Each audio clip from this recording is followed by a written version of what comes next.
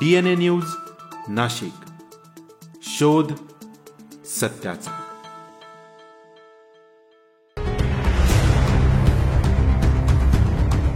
जिंदाल कंपनीला closure notice, विविध विभागांच्या सखोल चौकशीला सुरुवात। इगतपुरी तालुक्यातील मुंडेगाव जवळ असलेल्या जिंदाल पॉलिफिल्म्स कंपनीला भीषण आग लागल्यानंतर आता संबंधित यंत्रणांकडून सखोल चौकशीला सुरुवात झाली। तब्बल 56 तासांच्या अथक प्रयत्नानंतर ही आग नियंत्रणात आणण्यात यश आलं असलं तरी आग लागण्यामागचं नेमकं कारण अद्याप स्पष्ट झालेलं नाही।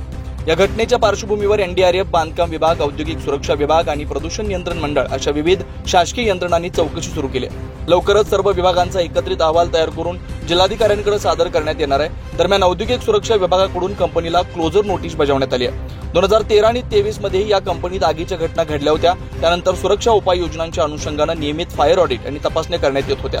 या तपासण्यांमध्ये आढळलेल्या त्रुटींवर संबंधित विभागांनी वेळोवेळी सूचनाही केल्या होत्या। मात्र कंपनी प्रशासनाकडून या सूचनांकडे दुर्लक्ष झाल्याचं समोर येत आहे। या भीषण आगीत कंपनीतील 16 प्रकल्पांपैकी 8 प्रकल्प पूर्णपणे जळून खाक झाले असून सुमारे 90% उत्पादनांचं नुकसान झालंय।